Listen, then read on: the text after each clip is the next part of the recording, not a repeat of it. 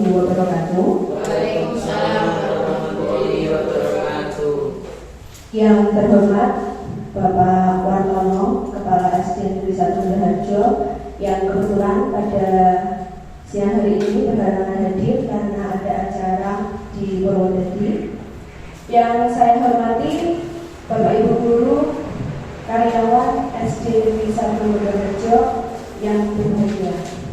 Alhamdulillah, puji syukur marilah kita panjatkan kehadiran Allah Subhanahu wa taala karena atas limpahan rahmat dan hidayahnya pada pagi hari ini menuju siang ya, kita masih diberikan nikmat sehat, nikmat sempat untuk berkumpul di ruangan ini dalam acara menyebarkan pemahaman dan penerapan budaya positif di sekolah yang insya Allah akan saya sampaikan sebagai calon guru penggerak angkatan 8 dari Kabupaten Grobogan. Tak lupa salawat dan salam kita haturkan kepada junjungan Nabi besar kita Muhammad Shallallahu Alaihi Wasallam yang kita nantikan syafaatnya di yaumul qiyamah nanti. Bapak dan Ibu yang berbahagia, bagaimana ini kabarnya? Kita jaga Grobogan dulu ya. Biarpun sudah siang, tapi saya harap semangatnya tetap pagi. Ya, semangat pagi. Pagi luar biasa. Grobogan hebat. Grobogan lebih biasa.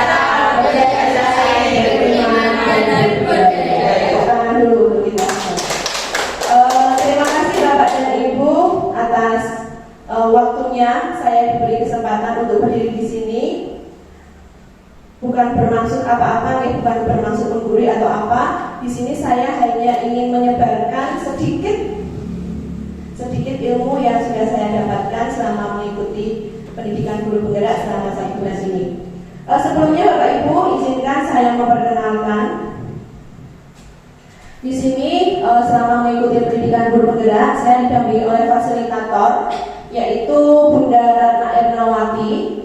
Beliau dari SD Negeri Karangasem 1, Kecamatan Sampang, Kabupaten Cilacap, Jawa Tengah. Sekedar informasi Bapak Ibu guru, selama mengikuti pendidikan guru penggerak ini ada 2 moda pembelajaran ya. Yang pertama adalah daring. Nah, beliau ini, Bunda Nena ini yang mendampingi saya melakukan pembelajaran secara daring. Kemudian untuk pengajar praktik sudah tidak asing ya Bapak Ibu. Ini beliau adalah Bapak Rasim yang sudah 2 kali kemarin datang ke sini untuk mendampingi saya, ya. Secara luring. Beliau instansinya dari SMA Negeri 1 Gabus, Kecamatan Gabus, Kabupaten Grobogan, Jawa Tengah. Bapak dan Ibu, pada kesempatan yang berbahagia ini, mari kita belajar bersama, berkolaborasi dan saling mendukung demi terwujudnya budaya positif di sekolah. Nah, sebelum saya memulai, Bapak dan Ibu semuanya, kita akan melakukan apa ya namanya?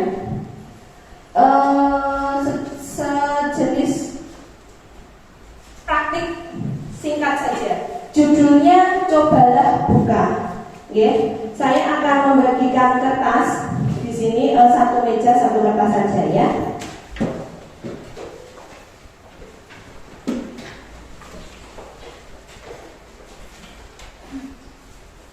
Nah, Bapak Ibu judulnya cobalah buka. Bapak Ibu silahkan berpasangan, sudah berpasangan ya 2 orang. Bapak Ibu silahkan menuliskan di kertas yang sudah saya bagikan hal yang dianggap paling penting dalam hidup. Ya, bisa apa saja, terserah, bisa anak, bisa harta, bisa apa, HP, ya, terserah 1 saja. Ya, ini tidak akan dinilai Bapak Ibu, ini hanya sebagai perumpamaan saja. Silahkan ditulis, salah satunya menulis, dan yang menulis itu kemudian kertasnya diremet, digenggam. Ya, silakan ditulis di kertas putihnya, di bagian putihnya silakan ditulis apa yang Anda anggap penting dalam hidup ini, suami, istri atau apa, ya, atau anak boleh, apa saja boleh. Kalau sudah silakan diremet kertasnya. Ya, Anda juga boleh tangan satu, boleh tangan dua. Yang penting jangan pakai kaki juga, ya. Nggak bisa nanti, ya. Oke, sudah. Nah, tugas yang di sebelahnya satu saja.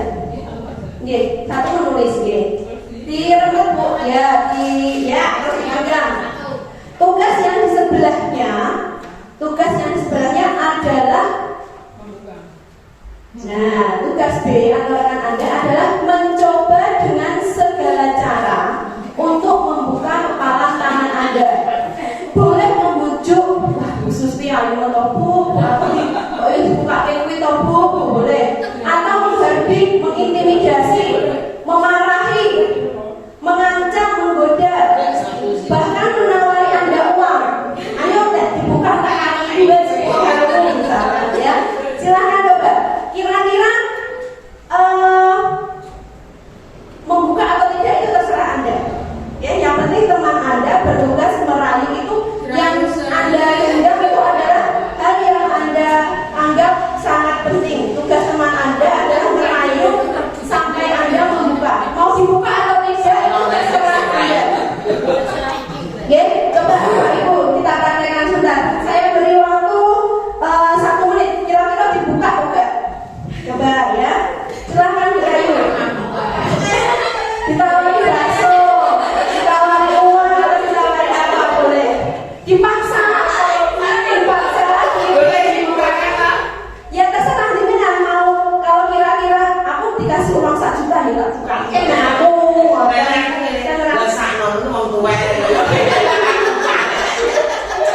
oh enggak, terserah beda. Itu membuka atau tidak itu terserah Anda. Kalau kira-kira rayuannya cocok, dipaksa. Kalau teman Anda kira-kira cocok, mau dibuka boleh. Nah, cocok ya tidak usah dibuka, tidak apa-apa.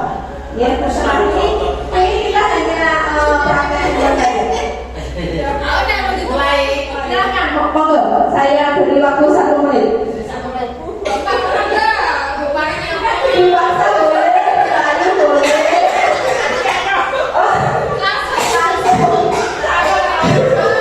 Langsung diberikan. Ayo. Ini yang ini kira-kira dikasih enggak ya nanti? Silakan. Cocok apa enggak itu tawarannya. Terus ini kan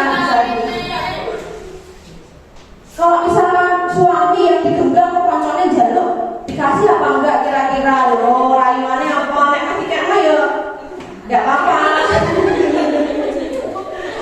Apa itu orangnya tergantung apa? Sini bisa di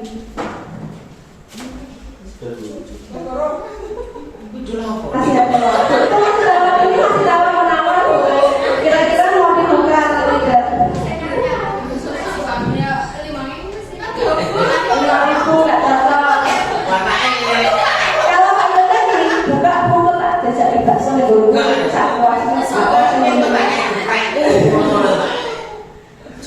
Dibuka atau tidak itu terserah. Ini tadi dikasih kan enggak berhasil rayuannya. Bakso.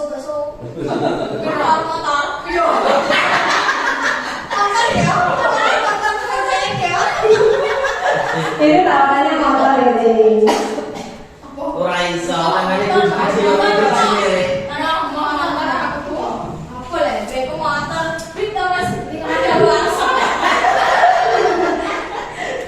Motor kesayangan ditawarkan temannya supaya temannya membuka. Oke, terima kasih Bapak Ibu. Tepuk tangan dulu. Ya, oke. Terima kasih sudah praktek menggenggam, ya. Kenapa kita kok praktek menggenggam? Nah, Bapak Ibu, ini selanjutnya psikiater dan pendidik Dr. William Glaser dalam kontrol teori yang kemudian berkembang dan dinamakan choice theory meluruskan beberapa miskonsepsi tentang makna kontrol. Nah, kalau jenengan perhatikan tadi, yang mempunyai kontrol untuk membuka atau Yang A atau yang B? Yang A tadi yang menulis, yang menggenggam, yang B adalah temannya yang merayu.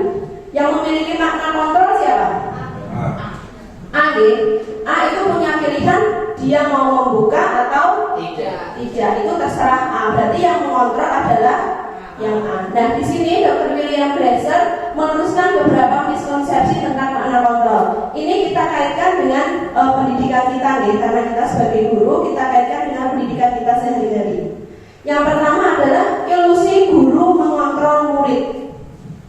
Bapak Ibu, saya yakin sudah menjadi guru bertahun-tahun, bahkan jauh lebih lama dari saya. Apakah berhasil ketika seorang guru itu terus-terusan mengontrol murid? Apakah pasti dan selalu berhasil? Belum tentu ya. Mungkin hari ini manut, tapi besok sudah beda lagi, sudah tidak manut. Nah, itu yang perlu kita luruskan. Kemudian yang kedua, ilusi bahwa semua penguatan positif, efektif dan bermanfaat. Tadi Bu Mun ya merayu Bu Isti, nanti saya beri motor, Mbak Isti ayu nepal. Apakah itu juga efektif? Apakah Mbak Isti akhirnya membuka kepalan tangannya? Tidak. Sama seperti kita, murid kita kalau kita beri penguatan positif itu memang sehari 2 hari manut, tapi tidak akan efektif untuk selamanya. Yang ketiga, ilusi bahwa kritik dan membuat orang merasa bersalah dapat menguatkan karakter. Ya tadi, misalkan, Bu Suti, nganu Bu, dibuka Bu, Bu, membuat orang merasa bersalah. Aku ki wis tuwa, rek dikon ngono terus aku gak besake aku ke Bu. Bu Suti kan jadi merasa bersalah. Wong tuwa rek tak nganu, tapi akhirnya Bu Suti membuka. Tapi apakah besok kalau Bu merayu seperti itu lagi Bu Suti akan membuka? Nah, mesti rayuane padha. Ngelas ngono ben aku mesake, ben aku merasa bersalah. Apakah esok harinya hal itu akan berhasil lagi? Kan belum tentu ya. Orang diperlakukan seperti itu terus, lama-lama pasti juga akan bosan. Yang terakhir, ilusi bahwa orang dewasa memiliki hak untuk memaksa.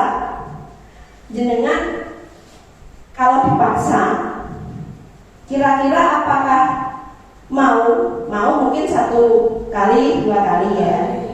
Tapi seterusnya kan dipaksa terus kan pasti juga akan keberatan. Nah, Bapak Ibu, itu tadi sedikit praktek kita bahwa kita sebagai guru yang selama ini kita anggap bahwa kita itu bisa mengontrol murid. Memang bisa sehari 2 hari, tapi tidak selamanya. Nah, pada kesempatan hari ini Bapak Ibu, saya ingin sedikit berbagi aksi nyata. Ya, kemarin sudah kurang lebih 2 bulan saya mempelajari modul 1. Ya, di situ ada pemahaman filosofi pemikiran Ki Hajar Dewantara mengenai pendidikan, nilai dan peran guru penggerak, visi guru penggerak, serta berbagi praktik baik budaya positif di sekolah.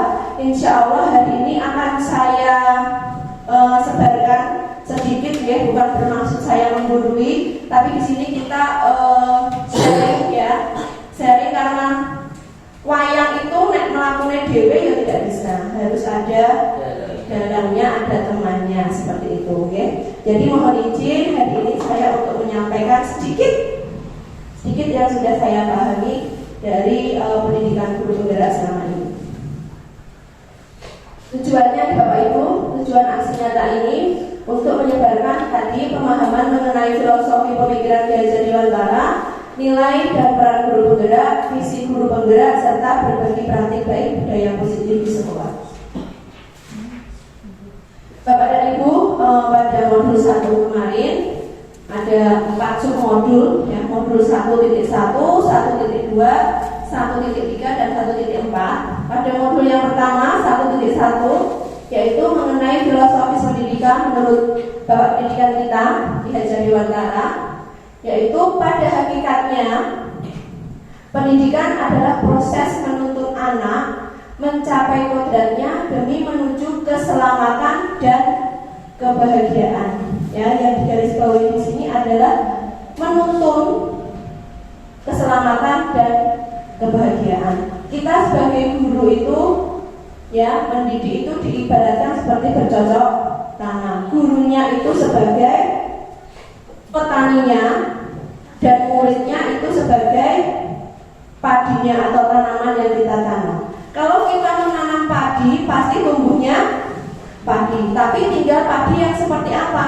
Apakah padi yang kerdil, yang banyak hambanya, yang banyak suket-suketnya di bawahnya, ataukah padi yang berkualitas? Nah, di sini kita sebagai guru sudah jelas anak didik kita nanti akan menjadi padi, tapi tugas kita di sini adalah merawatnya. Oke, sama seperti petani tadi, memberi pupuk, menyiami, ya, disemprot, orang ular ya disemprot. Kalau ada hambanya, ya dibasmi. Itu ya, menurut Ki Hajar Dewantara itu kita tugasnya adalah menuntun. Oke. Kemudian Bapak dan Ibu, untuk selanjutnya modul 1.2 nilai dan peran guru penggerak. Di sini juga termasuk pengalaman dan pengetahuan yang baru saya dapatkan bahwa seorang guru itu memiliki nilai 5 nilai. Ya, seorang guru memiliki 5 nilai, yaitu yang pertama adalah mandiri, kolaboratif, berpihak pada murid, inovatif dan reflektif. Mandiri di sini maksudnya kita sebagai guru harus secara mandiri belajar. Okay? Mandiri kita mau belajar, kita mencari informasi, membuat perangkat pembelajaran, mengikuti diklat, itu kita laksanakan secara mandiri. Tidak bisa saya pengen pintar kok diklatnya nurut Bu Susti. Bu Susti yang belajar, saya nurut sertifikatnya, atau apakah saya bisa pintar? Tidak. Kita harus secara mandiri, bergerak. Itu tadi. Yang kedua adalah kolaboratif, Bapak Ibu. Ini yang tidak kalah penting, bahkan sangat penting menurut saya. Kita ini sebagai manusia diciptakan sebagai makhluk sosial, jadi tidak mungkin bisa hidup sendiri. Jadi sangat penting di lingkungan sekolah pun kita harus berkolaborasi dengan rekan kita, guru kelas dengan guru mapel, guru kelas dengan guru kelas, bahkan guru dengan kepala sekolah harus saling berkolaborasi untuk menciptakan suasana lingkungan yang positif dan berpihak pada murid. Selanjutnya Bapak Ibu, nilai yang ketiga berpihak pada murid ya. Tadi pada modul 1 sudah dijelaskan bahwa pendidikan itu intinya harus menuntun. Kita ngomong ya, seperti sistem among yang digaungkan oleh Ki Hajar Dewantara. Ada berapa Bapak Ibu? 3 ya. Eng ngarso sekurodo, eng ngado namun karso ukuri dari. Kita sebagai guru harus menjadi among, ngomong ya. Jadi murid pengennya apa ya dituruti, selama itu tidak melenceng dari tugas kita sebagai guru ya. Murid pengen, Bu, saya bosan belajar di kelas, Bu, ayo kita belajar di rumah, di luar. Ayo kita belajar di luar, tidak apa-apa. Kita kan memang tugasnya hanya menuntut. Ya, yang penting tadi muridnya mencapai keselamatan dan kebahagiaan. Jangan sampai murid pulang ke rumah, aku pernah sesuk ke sekolah gak pernah gurunya nganu sunani terus. Nah, jangan sampai. Yang penting murid itu datang ke sekolahan bahagia, pulang juga bahagia. Itu tadi ya. Jadi kita harus menciptakan pembelajaran yang berpihak pada murid. Selanjutnya yang keempat adalah inovatif.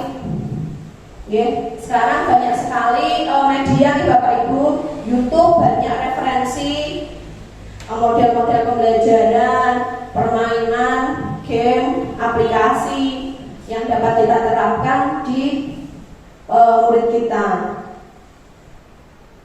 Bisa permainan, kita belajar kelompok, dari tempat duduknya saja itu sudah bisa kita buat bermacam-macam ya. Ada kelompok kecil boleh, ada huruf U itu bisa, model pembelajarannya mau dibuat seperti apa bisa, itu sudah banyak sekali referensinya di internet. Kita bisa mengadopsi atau mau menciptakan sendiri ya, bisa. Selanjutnya Bapak Ibu, yang tidak kalah penting nilai guru penggerak. Yang kelima, yaitu adalah reflektif ya. Kita harus mau istilahnya berkaca, bercermin. Apa hal positif yang sudah kita lakukan, apa kurangnya. Kita harus mau berdiskusi dengan rekan kita, sharing. Bu Isti, tadi saya ulang kok bulannya doa kabeh apa ya?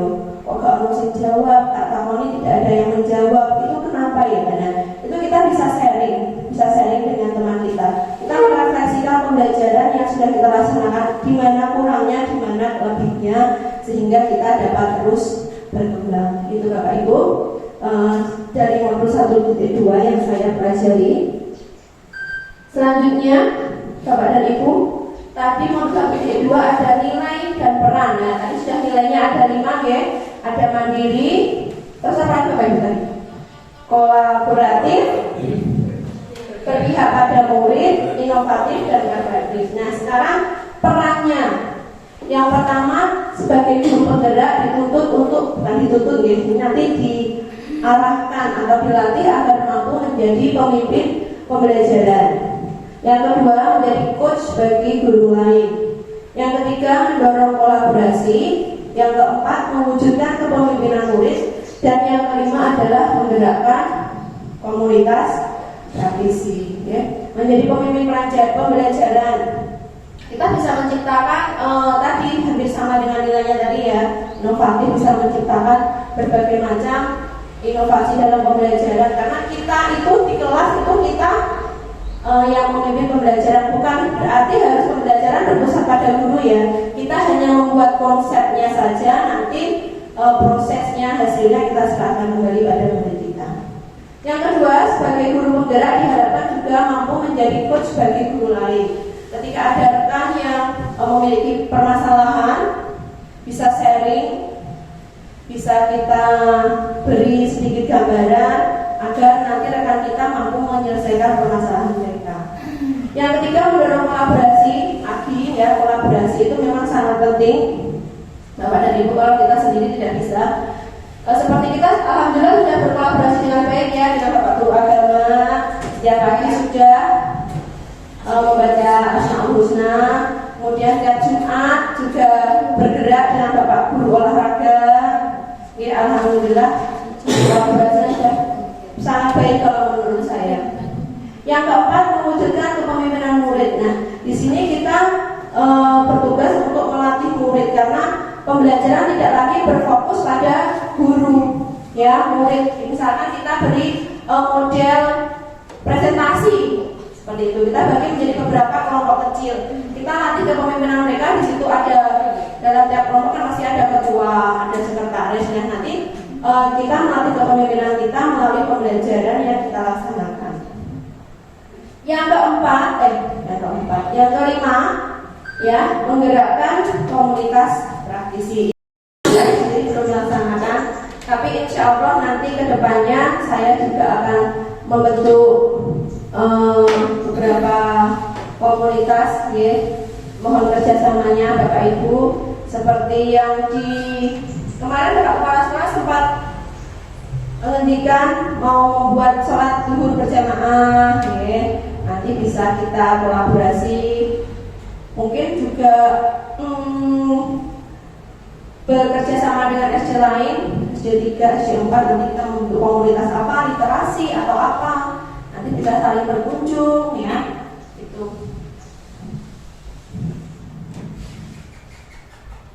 Nah Bapak Ibu, saya lanjutkan untuk modul 1.3 kemarin, visi guru penggerak dan prakarsa perubahan. Ya, visi guru penggerak adalah suatu cita-cita atau impian yang ingin diwujudkan oleh seorang guru penggerak terkait sosok murid atau sekolah impian di masa mendatang. Sedangkan prakarsa perubahan adalah gambaran upaya nyata yang memungkinkan gotong royong dalam upaya meningkatkan kualitas pembelajaran murid berdasarkan aset atau kekuatan. Ini saya berterima kasih sekali, kemarin waktu liburan Bapak Ibu sudah bersedia menyaksikan visi saya sebagai guru penggerak, dan kita bersama-sama kemarin menyusun visi SD yang baru ya. Walaupun belum disahkan, tapi paling tidak kita sudah tahu sedikit gambaran atau cara bagaimana menyusun visi, kemudian diturunkan menjadi misi, selanjutnya. Terima kasih sekali, kemarin kita sudah berkolaborasi ya, di masa-masa liburan. Selanjutnya Bapak Ibu. Nah, saya di sini sudah masuk ke inti ya. Tugas saya hari ini yaitu menyebarkan budaya positif, pemahaman budaya positif di sekolah, yaitu pada modul 1.4. Nah, Bapak Ibu kok sudah agak ngantuk ya. Kita ice breaking dulu, kita gerakkan. Nah, ini ada senam. Ini 5 menit tapi tidak usah lama-lama ya. Yang penting tidak ngantuk. Monggo Bapak Ibu bisa berdiri dulu. Oke, ini soundnya ini mau mati terus. Disconnected. Connected. Yo, kita ngantuk yo. Biar tidak ngantuk.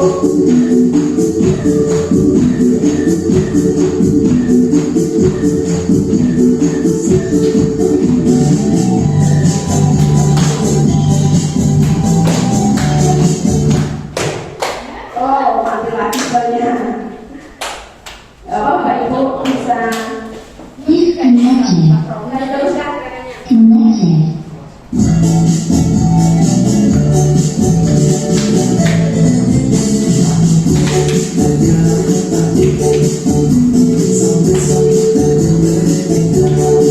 Yo, ganti satunya.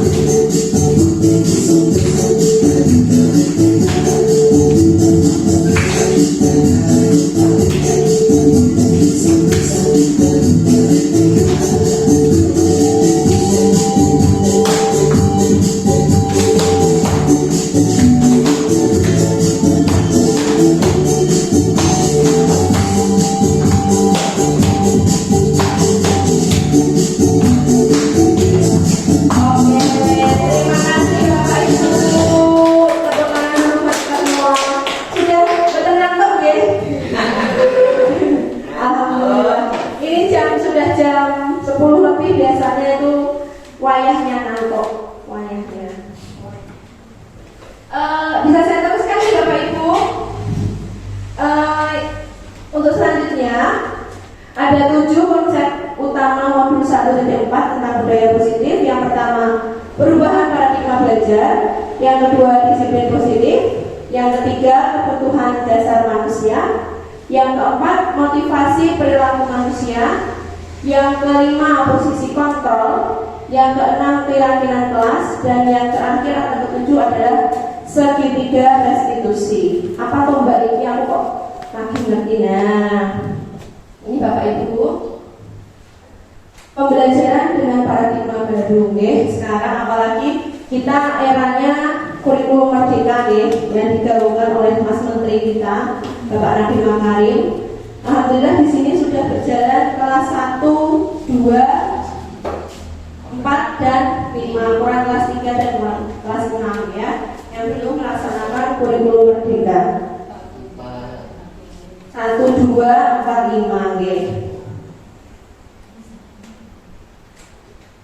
pada pembelajaran dengan paradigma baru dirancang berdasarkan prinsip pembelajaran yang terdiferensiasi sehingga setiap siswa belajar sesuai dengan kebutuhan dari tahap perkembangannya untuk mewujudkan karakter profil pelajar Pancasila. Pembelajaran terdiferensiasi, nanti ada yang kalau yang ngomongnya susah beribet ya, terdiferensiasi.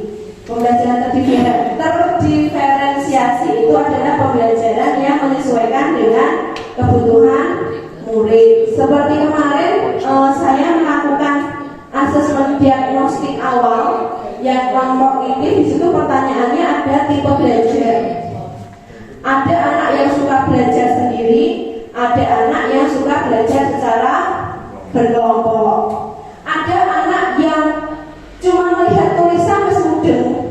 Ana sing diterangke ping 17 ora mudeng-mudeng. Ada yang harus melihat gambar dan suara baru bisa mudeng. Ada yang cuma mendengarkan tok langsung mudeng. Nah, itu Bapak Ibu, tipe murid ini memang banyak sekali ya.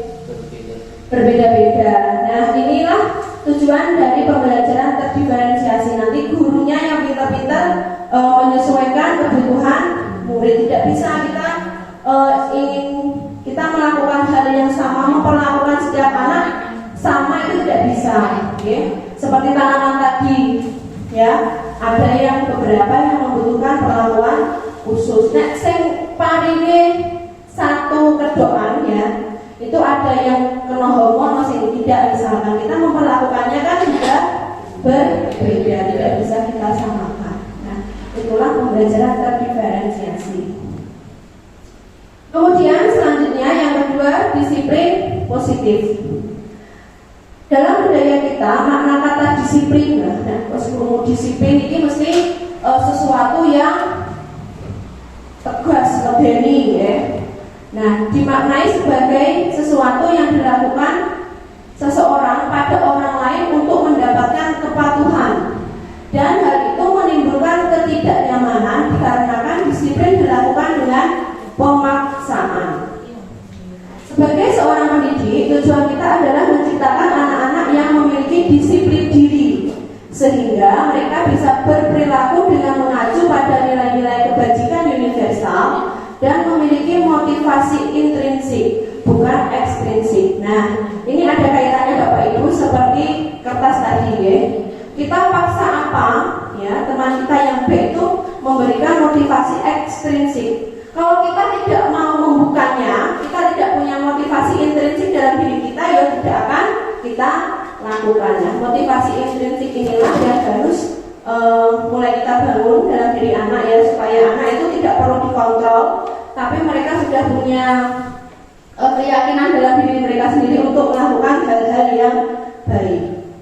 Selanjutnya, disiplin positif merupakan salah satu cara penerapan disiplin yang bertujuan untuk menumbuhkan kesadaran serta pemberdayaan anak untuk melakukan sesuatu tanpa sokokan, ancaman, paksaan maupun hukuman ya. Jadi disiplin positif itu timbul dari dalam diri atau motivasi intrinsik.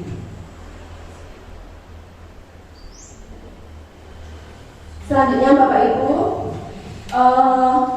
mengenai kebutuhan dasar manusia. Pada dasarnya manusia itu memiliki 5 kebutuhan ya. Yang pertama jelas bertahan untuk hidup. Yang kedua kasih sayang dan rasa diterima. Yang ketiga penguasaan. Yang keempat kebebasan. Dan yang terakhir adalah kesenangan. Sama seperti murid kita.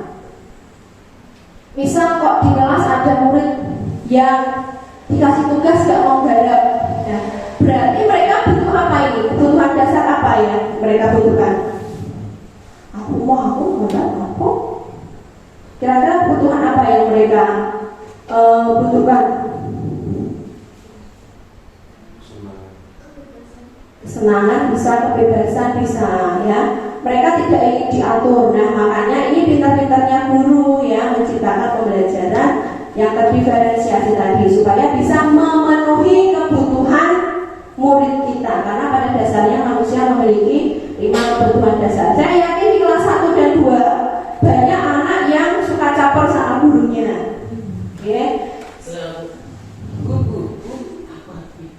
Nah, gitu. Nyedaki gurune ya. Terus tidak ada apa-apa, ngerti-ngerti nangis dan cedaki gurune. Nah, kira-kira kebutuhan apa yang mereka butuhkan saat itu? Kasih sayang dan rasa diterima. Betul sekali. dewasa ya, nek disayangi itu suara level ya. Anak-anak juga. Jadi kita berusaha harus memenuhi kebutuhan murid kita. Ya tadi kita perhatian, ya dulu ayo tak pakai pipis. Nah, atau ditanya yang nangis, kenapa tole?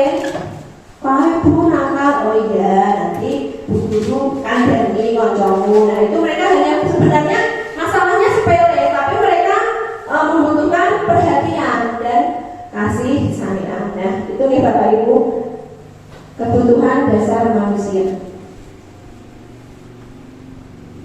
Selanjutnya Bapak Ibu, ada motivasi perilaku manusia. Ya, jadi manusia itu melakukan sesuatu pasti ada motivasinya. Seperti kejahatan ya, motifnya apa ini kejahatannya ya? Manusia kita sehari-hari itu pasti juga punya motivasi untuk melakukan sesuatu. Contoh, motivasi dulu ya. Motivasi merupakan dorongan yang timbul pada diri seseorang secara sadar maupun tidak sadar untuk melakukan suatu tindakan dengan tujuan tertentu. Ya, tujuannya apa? Misal mendapatkan imbalan atau penghargaan dari orang lain. Murid melakukan disiplin diri karena ingin mendapatkan imbalan. Hal ini merupakan motivasi ekstrinsik. Misal, ayo siapa sih nggak telat, engkau tak kasih bintang. Ya, saya dulu sebelum belajar guru penggerak ini sukanya kasih bintang. Saya untuk biji apek, ayo tak kasih bintang. Yang berkelakuan baik tak kasih bintang. Apakah berhasil? Ya berhasil, tapi tidak selamanya. Karena ini merupakan motivasi ekstrinsik, motivasi dari luar. Mereka ingin mendapatkan penghargaan, bukan motivasi dari dalam diri mereka sendiri. Bukan karena keyakinan mereka, aku masih gede, aku kudu sinau ben pinter, bukan dari dalam diri mereka, tapi karena ingin mendapatkan penghargaan dari orang lainnya. Ini berhasil, tapi tidak selamanya. Ya, hanya beberapa saat. Yang kedua, untuk menghindari ketidaknyamanan dan hukuman. Murid di sini melakukan disiplin diri karena mereka takut dihukum. Hal ini merupakan motivasi ekstrinsik. Contoh, setiap hari Senin upacara. Ya, siapa yang tidak lengkap dihukum.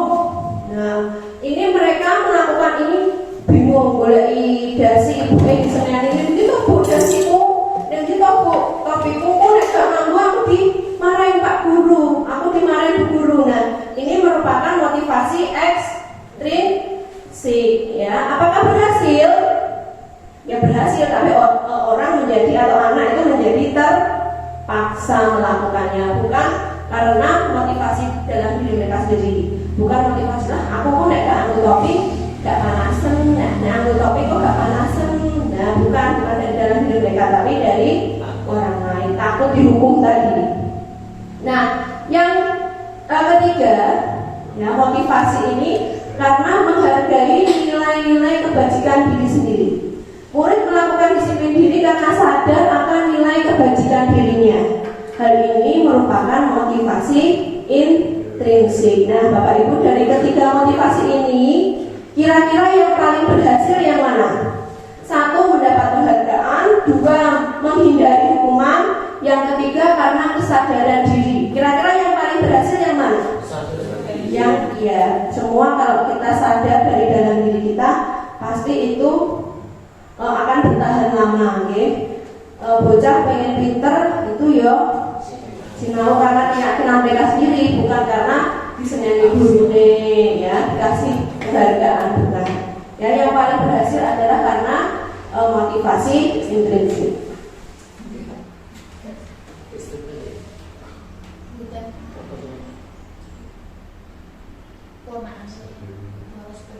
Nah, Bapak Ibu, selain motivasi tadi ya, ada konsep disiplin dengan identitas gagal. Ya, disiplin itu bisa berhasil, bisa juga gagal. Kita bahas yang gagal dulu. Contohnya apa kok identitasnya gagal? Yang pertama, hukuman. Kenapa tuh hukuman itu dikatakan gagal? Karena yang pertama menyakitkan. Yang kedua, membuat murid tidak nyaman. Yang ketiga, membuat murid ketakutan. Yang keempat, memaksa. Yang kelima, biasanya wedi dihukum ngapusi, ya menyembunyikan kesalahan. Yang keenam, murid menjadi rendah diri, apalagi itu hukumannya dipermalukan di depan kelas misalnya, di depan orang lain. Nah, mereka menjadi rendah diri, malu isen, terus esoknya gak dalam sekolah. Nah, jadi diharapkan Bapak Ibu semua jangan memberi hukuman. Ada kata lain misalnya kita sepakati dengan konsekuensi, ya, tidak hanya hukuman. Hukuman itu biasanya diberikan satu orang pada orang lain secara mendadak, secara satu arah, dan itu pasti akan menyakitkan bagi orang yang kita hukum. Yang kedua, penghargaan. Penghargaan ini ternyata juga gagal Bapak Ibu. Ya, penghargaan gagal karena apa? Satu, tidak efektif. Saya mengamati selama beberapa tahun saya mengajar, penghargaan memang efektif untuk anak-anak yang pintar tertentu ya. Tapi saya untuk penghargaan terus, seniornya yang lainnya tidak berkembang, ya. Itu penghargaan yang pertama tidak efektif. Yang kedua, merusak hubungan dengan teman. Nah, biasanya saya untuk penghargaan terus sombong, saya kotornya gantuk terus kiri. Nah, terus bakwi pas ngaso nanti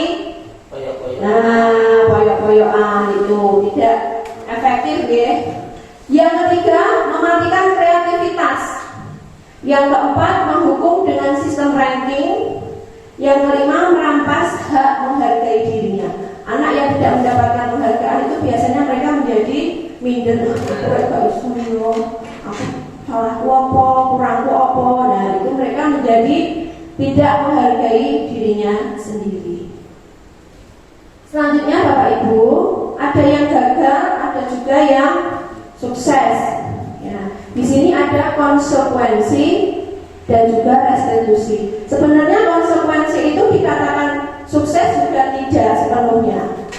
Ini konsekuensi, ini konsep disiplin dengan identitas netral. Artinya kadang ya berhasil, kadang tidak. Yang pertama, konsekuensi itu menguatkan jangka pendek. Yang kedua, memerlukan monitoring berkelanjutan. Yang ketiga, stimulus respon. Yang keempat, murid menghormati peraturan. Yang kelima, kehilangan waktu untuk merenungi kesalahan.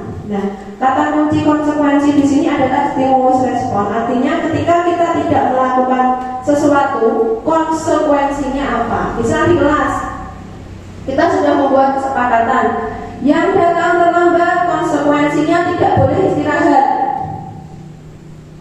Ya, yaitu anak melakukan hampir sama dengan hukuman tadi ya. Tapi memang kata-katanya diperhalus.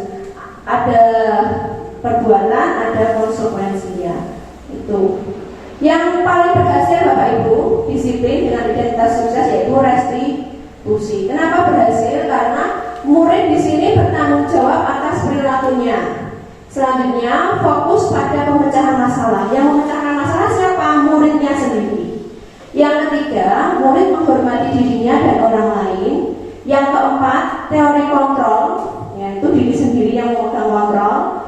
Dan yang terakhir, murid bersemangat memperbaiki kesalahan. Nah, restitusi inilah yang digaungkan, yang diharapkan dapat dilaksanakan di setiap sekolah. Setiap guru dapat melaksanakan restitusi. Nah, konsep disiplin pendekatan restitusi, sebuah cara menanamkan disiplin positif pada murid. Yang pertama Bapak Ibu pasti bertanya-tanya, restitusi itu apa toh? Restitusi adalah proses menciptakan kondisi bagi murid untuk memperbaiki kesalahan mereka sehingga mereka bisa kembali pada kelompok mereka dengan karakter yang kuat. Ciri-ciri restitusi: satu, bukan menebus kesalahan, tetapi belajar dari kesalahan. Yang kedua, memperbaiki hubungan. Yang ketiga, tawaran, bukan paksaan. Kita menawarkan solusi. Kira-kira bagaimana, apa yang akan kamu lakukan? Kita menawarkan, bukan kita memaksa. Kowe salah berarti kowe kudu dihukum, bukan ya? Di sini restitusi adalah memberikan tawaran. Yang keempat, menuntun untuk melihat ke dalam diri.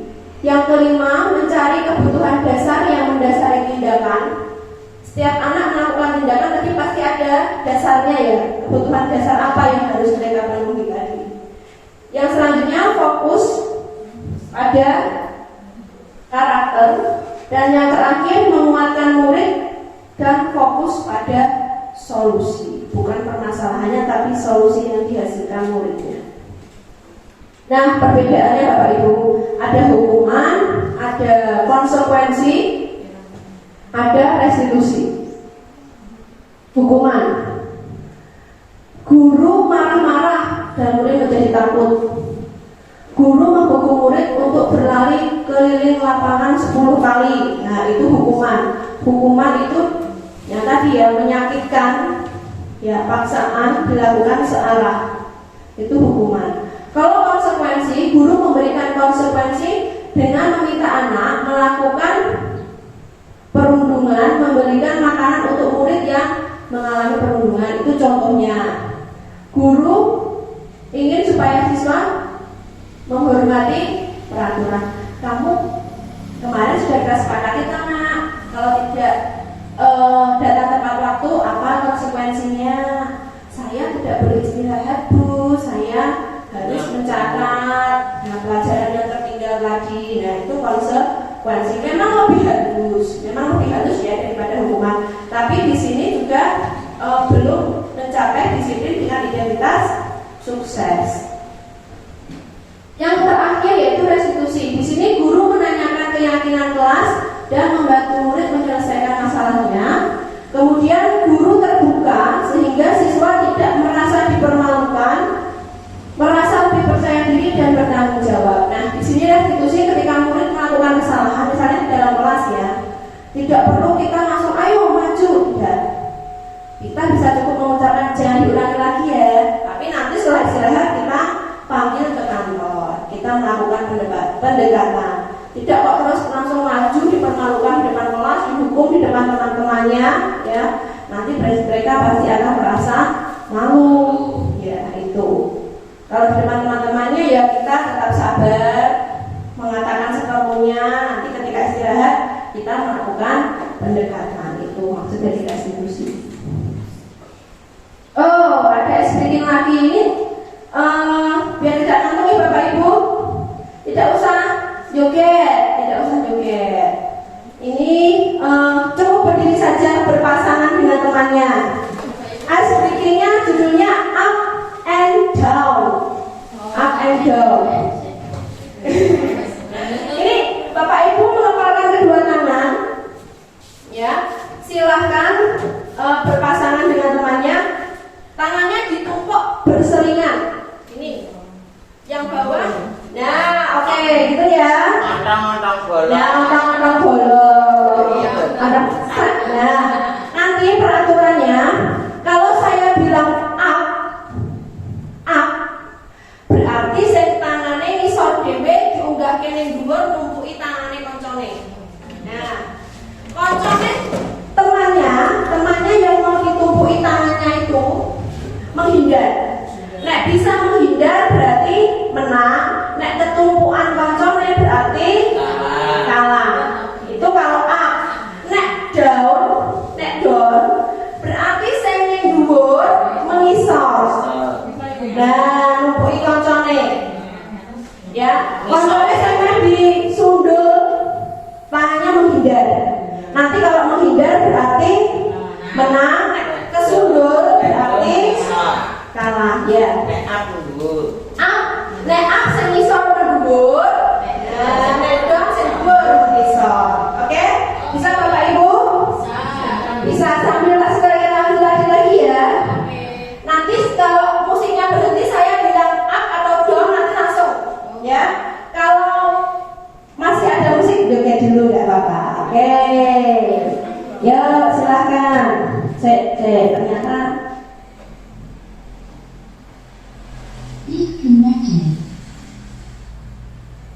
Connected. yuk sini apa?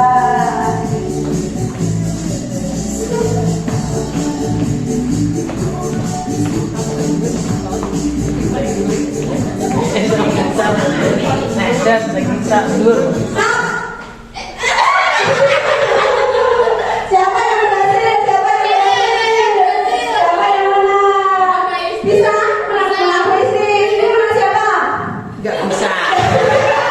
Ini menang siapa? Saya. Menang Kristi. Oke, lagi kita goyang lagi. Maaf, saya bisa mendur. Najan saya dur bisa.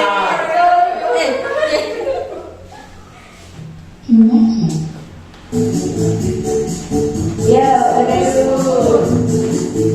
Awas, siap-siap.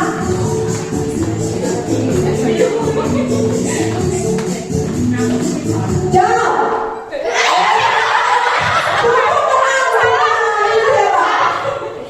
Bunga menang. Sini siapa yang menang? Oke, Bunga yang menang. Lagi, kita coba lagi.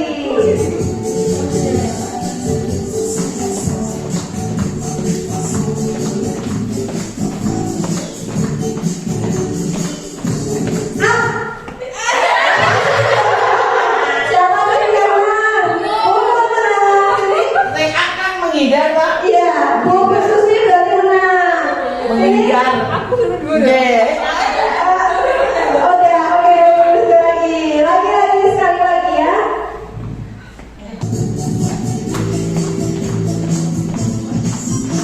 Ayo, apa aja?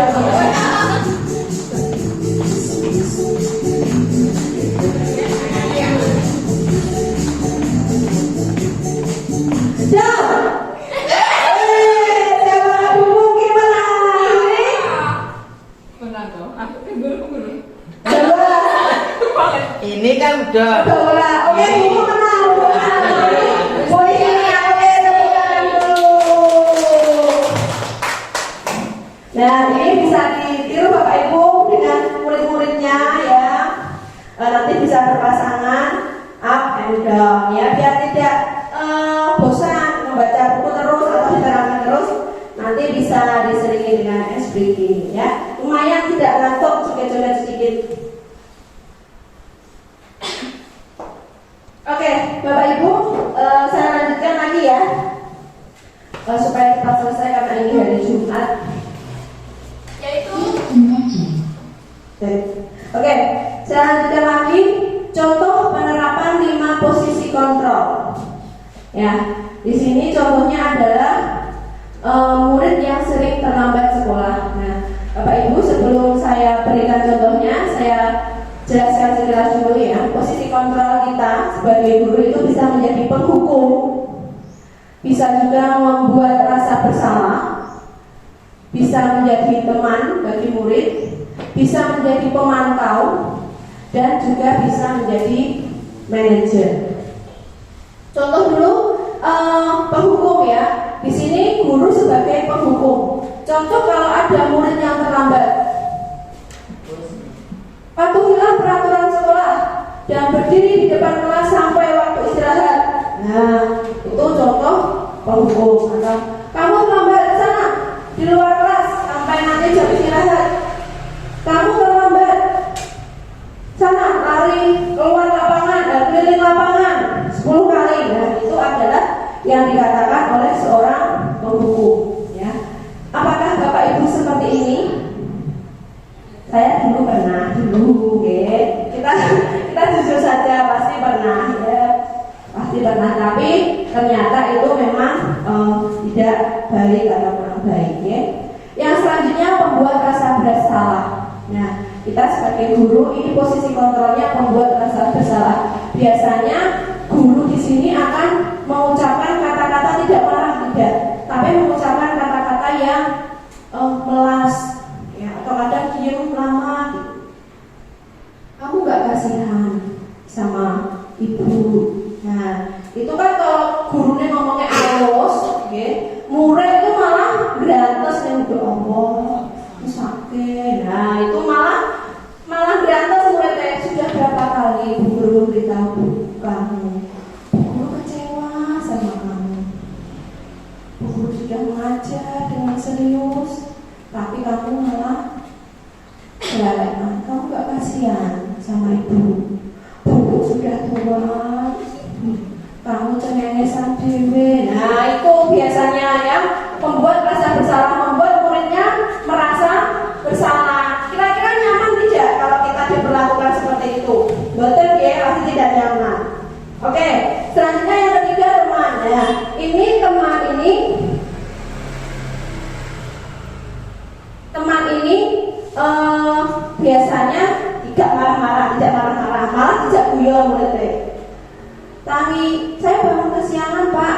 Oh, dolanan game dong, mesti dong. Yo, apa yang seneng yo, dolanan yo. Nah, ngeloknya tapi karo guyon itu adalah bahasa guru sebagai teman, ya. Apakah efektif? Ya efektif, tapi tidak dalam jangka waktu lama. Yang keempat adalah pemantau. Kamu sudah melanggar peraturan sekolah, kamu tahu kan apa konsekuensinya? Nah, kalau pemantau, guru sebagai pemantau itu biasanya menyesuaikan tindakan anak dengan peraturan yang ada. Jadi dipantau anaknya, sudah sesuai belum dengan peraturannya. Kalau tidak sesuai diingatkan, ayo kamu kalau telat konsekuensinya apa? Nah, itu guru sebagai pemantau. Mereka juga tidak marah-marah. Yang terakhir adalah posisi kontrol sebagai manajer. Nah, Bapak Ibu, dari kelima posisi kontrol ini diharapkan kita dapat menempati posisi manajer. Di sini biasanya guru bertanya, kamu tahu kesalahanmu apa? Terus kalau kamu sudah tahu kesalahanmu, apa yang akan kamu lakukan?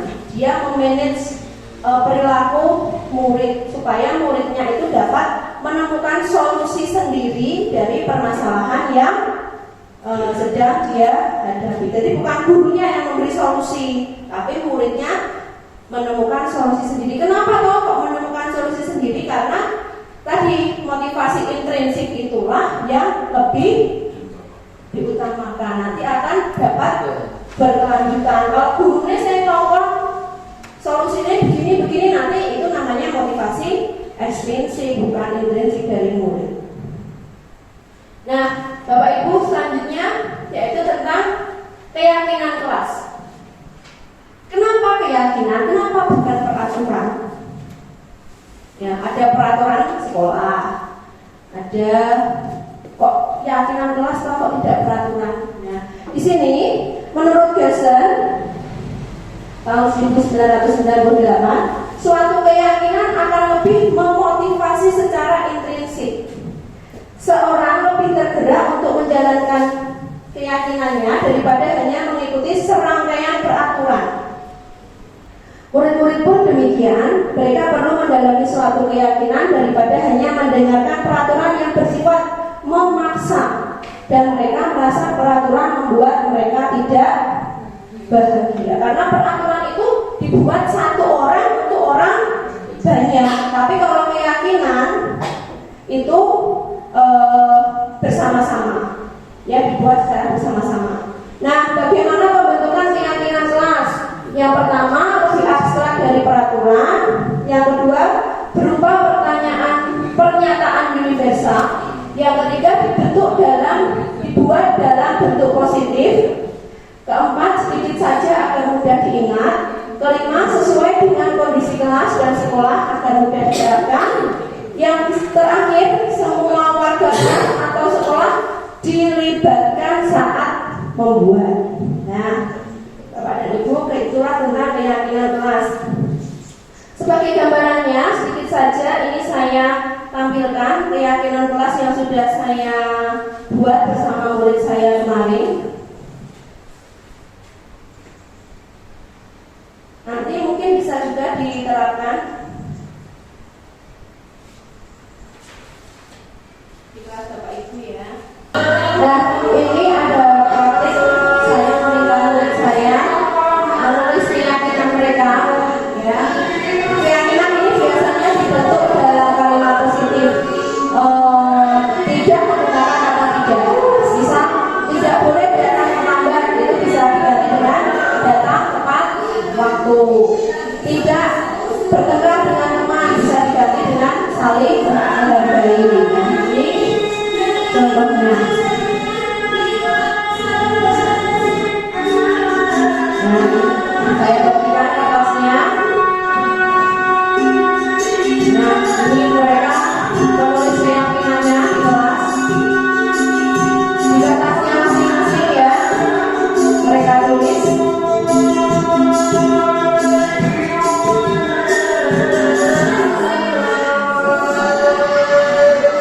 Nah, kalau sudah mereka menempel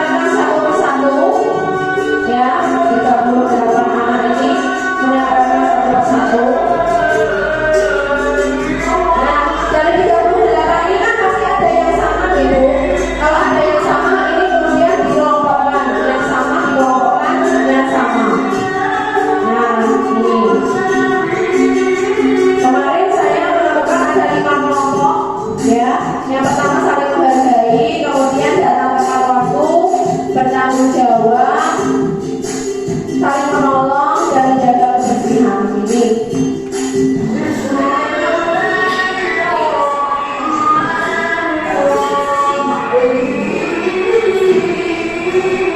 Kalau sudah dikelompokkan lagi, ditulis dalam kertas ya, ditulis di kertas, kemudian kita tempelkan lagi berdasarkan pengelompokannya. Nah, ini yang saling menghargai siapa kalian ini ya, kita kenal.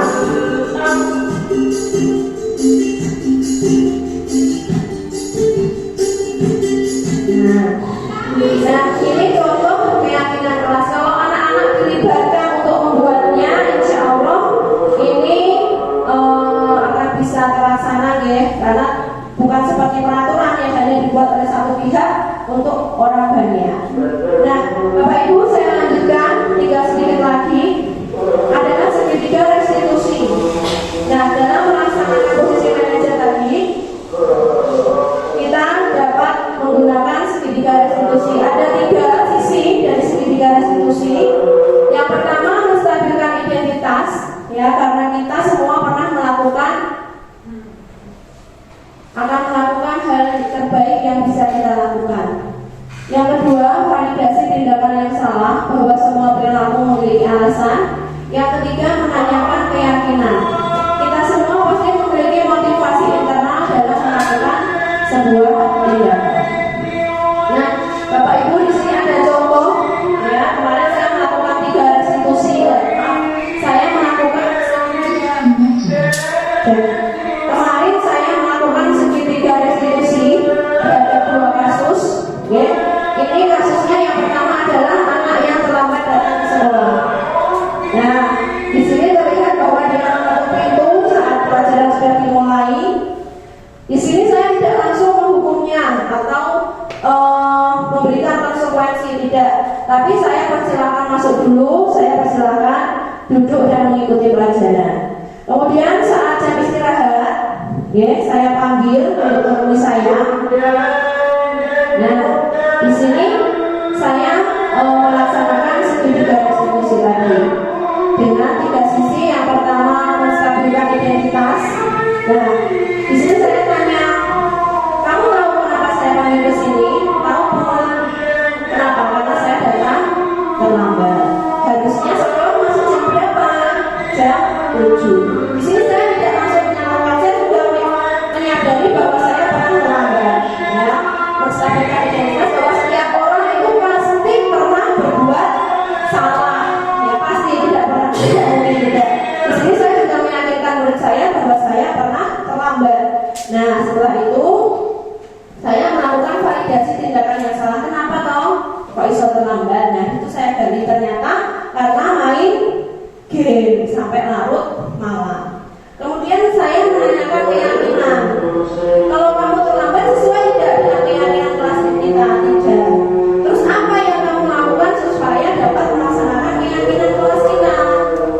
Nah, di sini murid saya mulai mencari solusi, tidak main game sampai larut malam. Terus kalau pagi HP-nya di alarm. Nah, itu contoh pelaksanaan segitiga restitusi yang saya lakukan.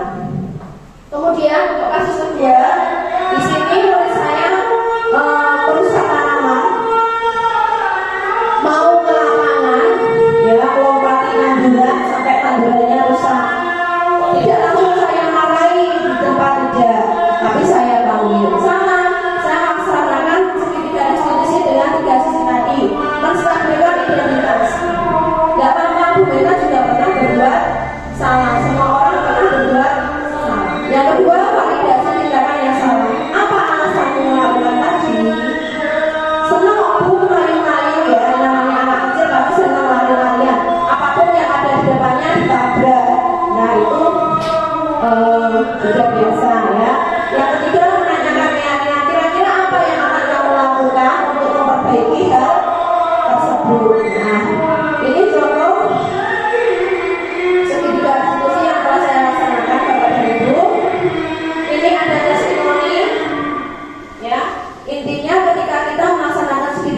diskusi, anak itu tidak merasa tertekan, tidak merasa sebagai satu-satunya orang yang bersalah.